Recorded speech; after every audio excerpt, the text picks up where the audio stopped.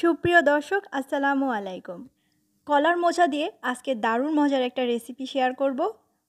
এই কলার মোচায় আছে প্রচুর পরিমাণে আয়রন, এছাড়াও ক্যালসিয়াম, আয়োডিন, ম্যাগনেসিয়াম। তবে আমরা নর্মালি যেভাবে রান্না করে থাকি এভাবে রান্না করলে দেখা যায় এর পুষ্টিগুণ কিন্তু কিছুই থাকে না। তাই এর পুষ্টিগুণ যাতে অটুট থাকে সেভাবেই আজকে রান্না করব এবং স্বাদটাও হবে 100%। এখানে আমি বড় সাইজের একটা কলার মোচা নিয়েছি।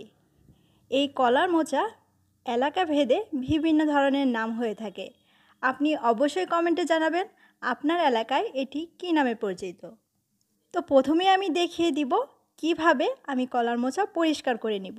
আমি প্রথমেই হাতে সরিষার তেল মাখিয়ে নিয়েছি এবং যে ছুরি বা বটি দিয়ে এটা কাটা হবে তাতেও আমি কিছুটা সরিষার তেল মাখিয়ে নিয়েছি। এর ভিতরের ফুলটাই শুধু খাওয়া যাবে, এর উপরে যে লাল অংশটা অর্থাৎ লাল যে খোসাটা এটা ফেলে দিয়েছি।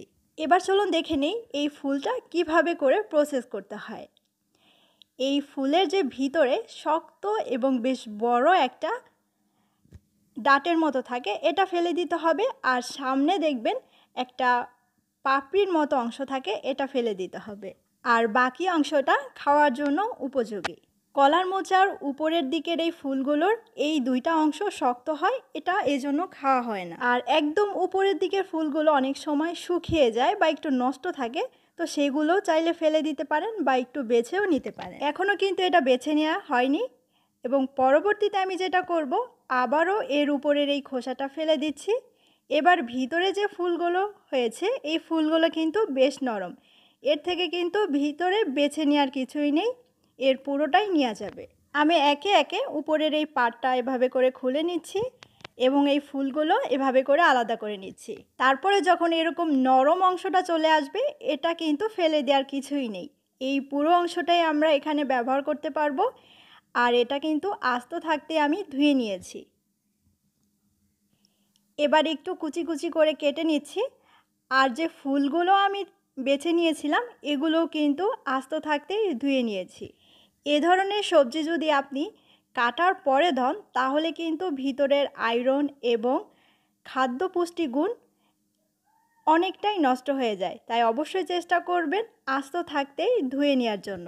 কিছুতেই বেশি সময় পর্যন্ত ধুবেন না এবং বারবার পানি পাল্টিয়ে ধুবেন না, তাহলে পুষ্টিগুণ অবশ্যই নষ্ট হয়ে যাবে।